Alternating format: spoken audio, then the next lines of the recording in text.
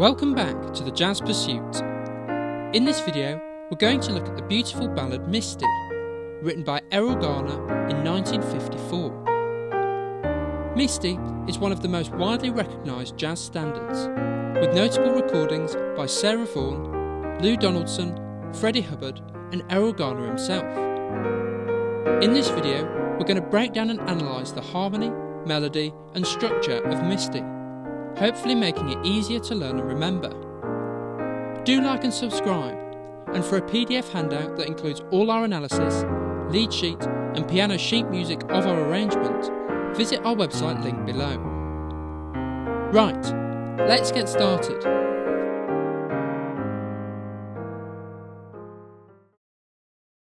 So first off, let's look at the key bits of information. Misty is in the key of E flat major, and it's in 4/4 time.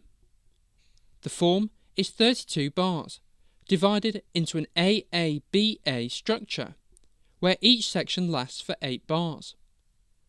First, there's the A section, which is then repeated. Next, we have the B section, before ending with a final A section. So that's the key bits of information.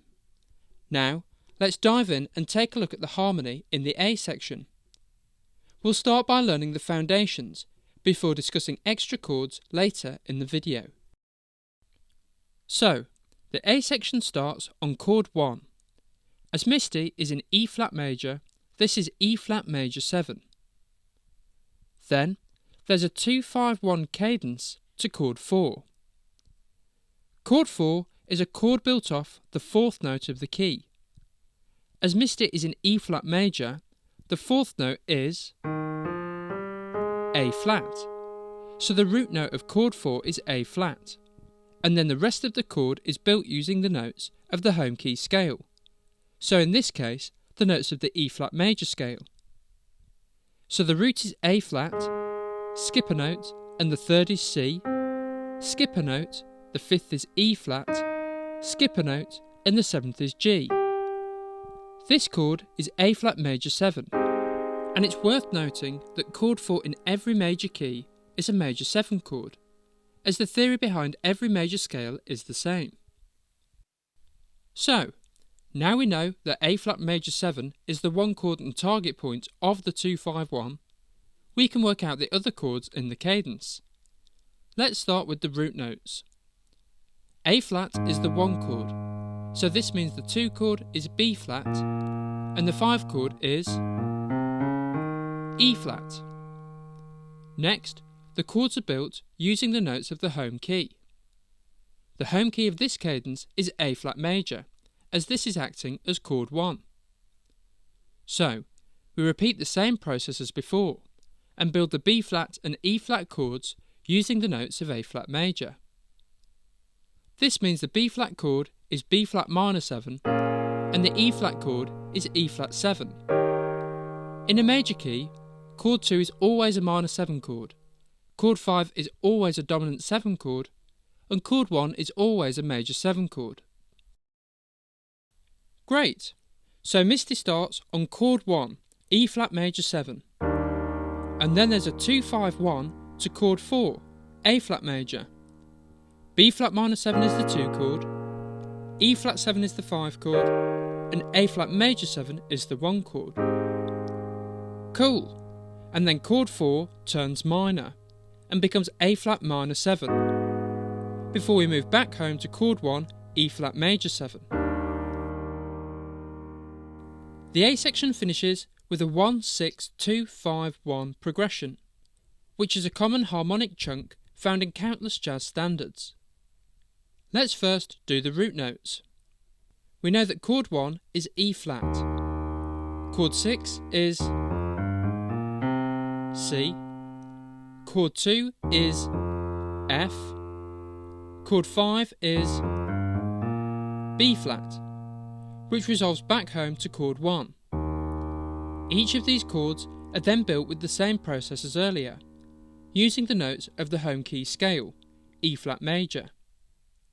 This means chord 1 is E flat major 7, chord 6 is C minor 7, chord 2 is F minor 7, chord 5 is B flat 7, and chord 1 is E flat major 7.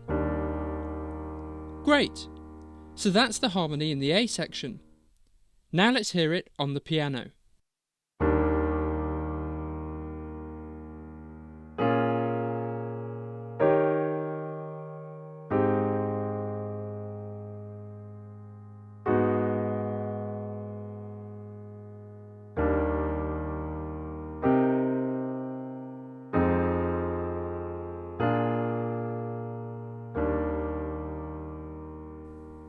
Cool! So that's the A section harmony. Now, let's dive in and take a look at the melody. The A section melody is made up of 4 phrases, and it hangs perfectly on the harmony. Phrase 1 starts with a pickup and falls through the chord tones of the E flat major 7 chord, from the 5th B flat to the 3rd G to the major 7 D. Phrase 2 then outlines the harmonic change to B flat minor 7. It begins by walking up through a B flat Dorian scale, from the root B flat to the 3rd D flat, before it jumps up to the 9th C. The melody then remains on the C, which becomes the 6th of the E flat 7 chord, before it falls through an E flat major triad, outlining the 5th B flat, 3rd G and root E flat. The phrase ends by falling to the 3rd of the A flat major 7 chord, C. Phrase 3 begins by outlining the A flat major 7 chord. It rises through the chord tones from the 7th G to the root A flat, 3rd C, 5th E flat, 7th G, and then lands on the 9th B flat on the A flat minor 7 chord. Phrase 3 then ends by alternating the 9th B flat and root A flat.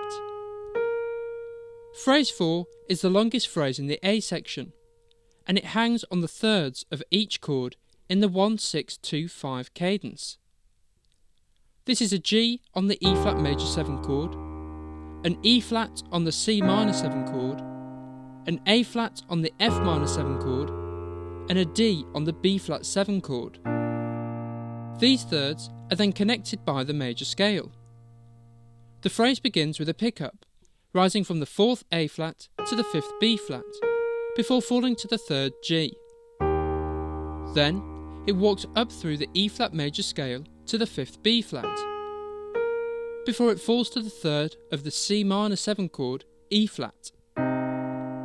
Then, it walks up through the E flat major scale again, this time until it reaches the 3rd of the F minor 7 chord, A flat. The melody then drops to the 5th C, before rising to the 3rd of the 5 chord, D. Phrase 4 ends with a turn around the root of the 1 chord, outlining the 7th, root, 2nd and root.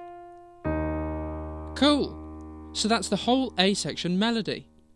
Now let's hear it in time on the piano.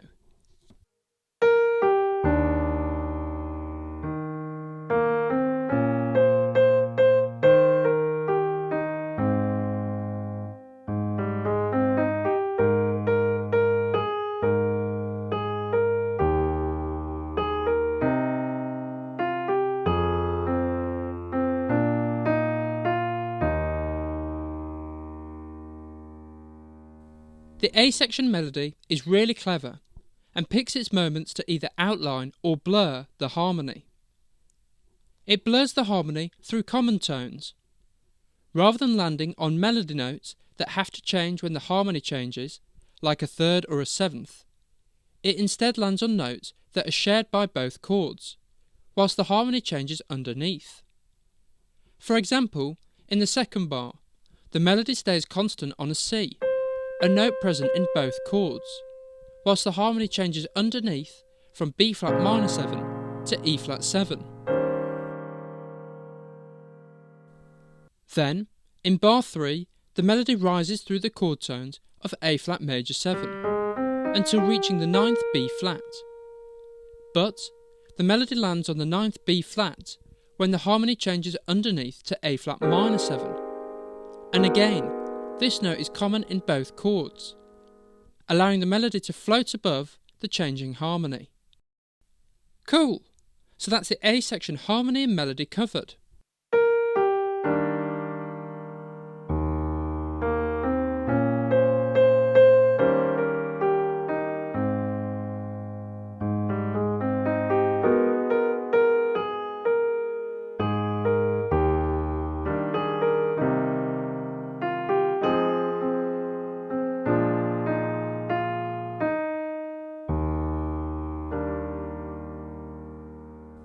Now, before we move on to the B section, we need to add a first and second time ending.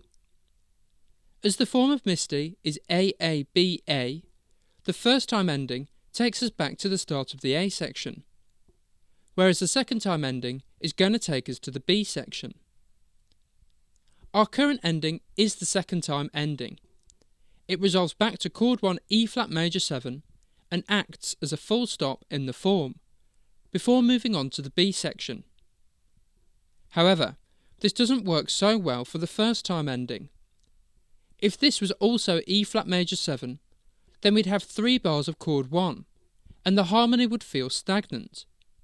Instead, we need to create momentum, propelling us to the second A section.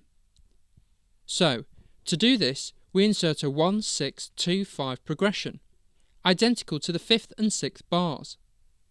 E flat major 7 to C minor 7 to F minor 7 to B flat 7. This keeps the harmony moving and also creates a 5-1 cadence, which resolves back to E flat major 7 at the start of the second A section.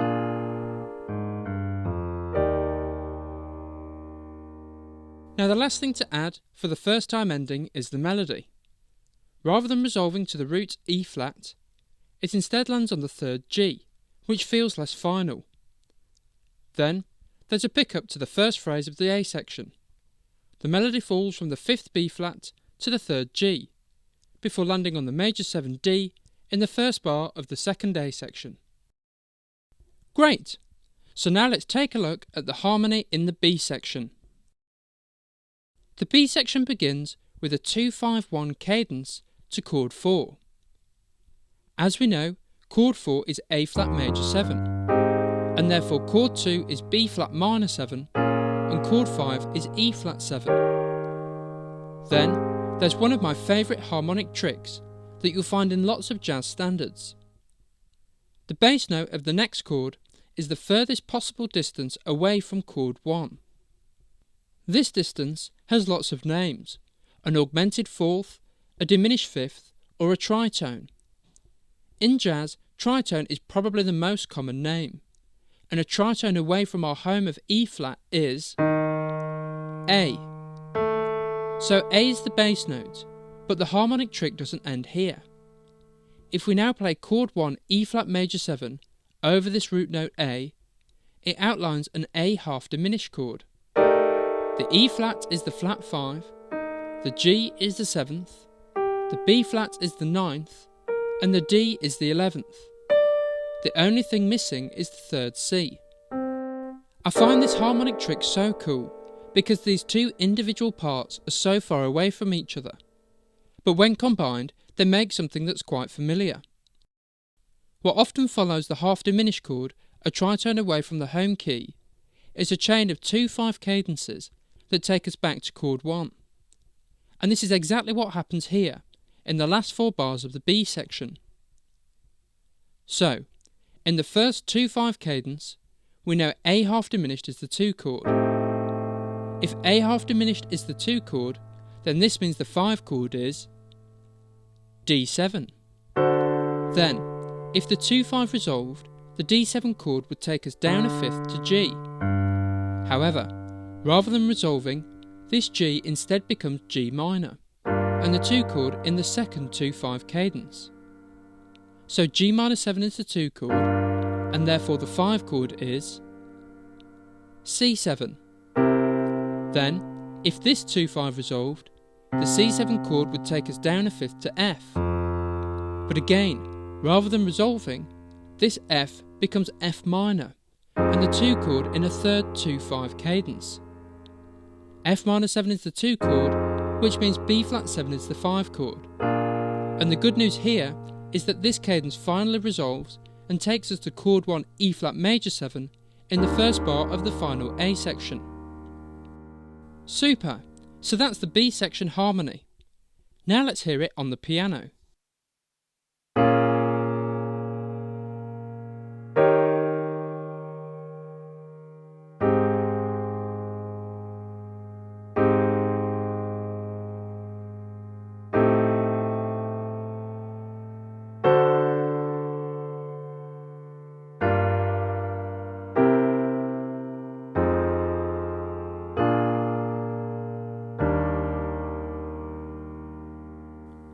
Great!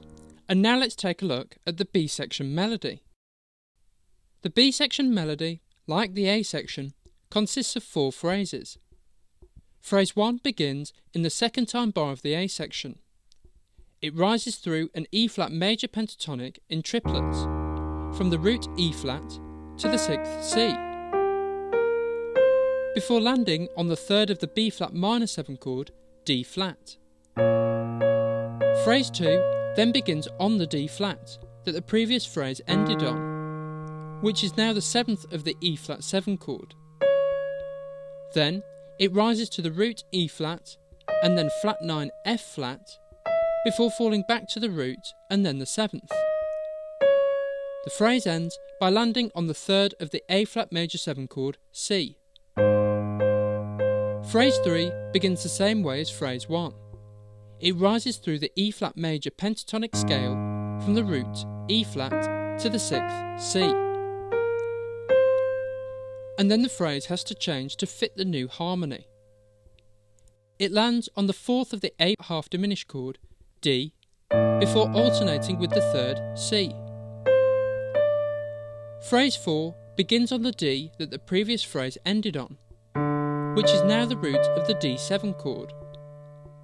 It then falls to the 7th C before rising to the sharp 9 F, or technically E sharp.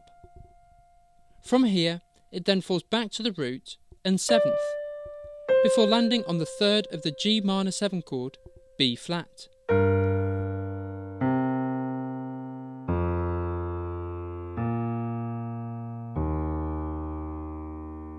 The melody in the B section clearly outlines some specific chord extensions, so we should add these to the chord symbols. First up is the flat 9 on the E flat 7 chord in the second bar, so our chord symbol here becomes E flat 7 flat 9. And secondly is the sharp 9 of the D7 chord in bar 6, so this chord symbol becomes D7 sharp 9. Super! So now let's hear the B section melody in time on the piano.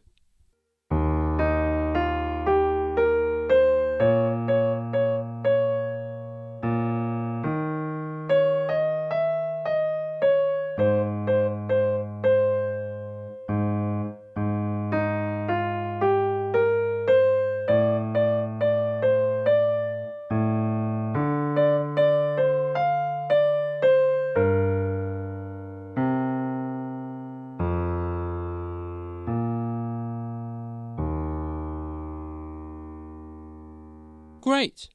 And then to finish the form, there's a direct repeat of the A section.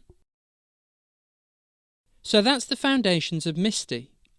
Now, we're going to look at a few extra chords that can be added. Let's start with the A section. First up is bar 4.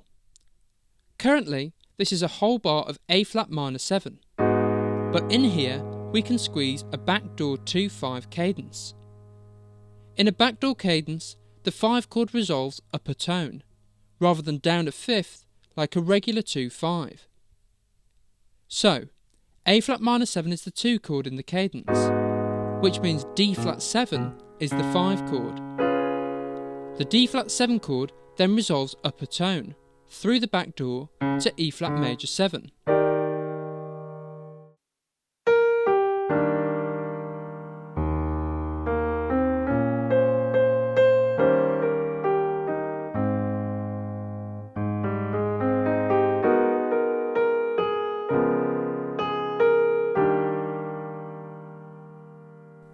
Cool! And then tweak number 2 is in the first time ending of the A section. Currently, we have a 1-6-2-5 progression that leads us to the second A section. The tweak here is a common one. Rather than starting on chord 1, we swap this for chord 3, turning the progression into a 3-6-2-5. This means the listener doesn't hear chord 1 until the start of the next A section, reinforcing the form. Then, we can also tweak chord 6 C minor 7 to C7. This creates a string of 2 5s, G minor 7 to C7, then F minor 7 to B flat 7, which resolves to E flat major 7. These little tweaks make a significant difference and propel us towards the second A section.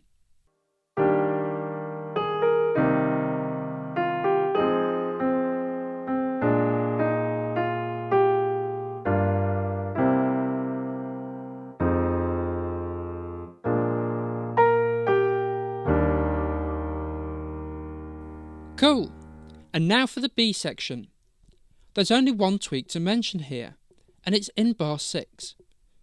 Currently, this is a bar of D7 sharp 9, but it's common here to drop in another backdoor cadence. The target point is the G minor 7 chord in the next bar, so the backdoor 5 chord that takes us there is F7. This F7 then resolves up a tone to G minor 7. This tweak works perfectly with the melody, as it outlines the root, 6th and 5th of the F7 chord. Great! Now let's hear this tweak in context.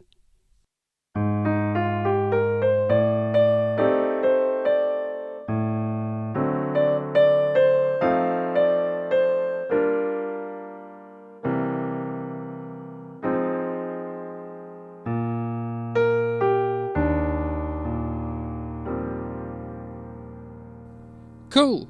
So that's Misty. I hope you've enjoyed this video and found it useful. Do like and subscribe, and for a PDF handout that includes all the analysis, lead sheet and transcription of our piano arrangement, visit our website linked below. Happy practicing!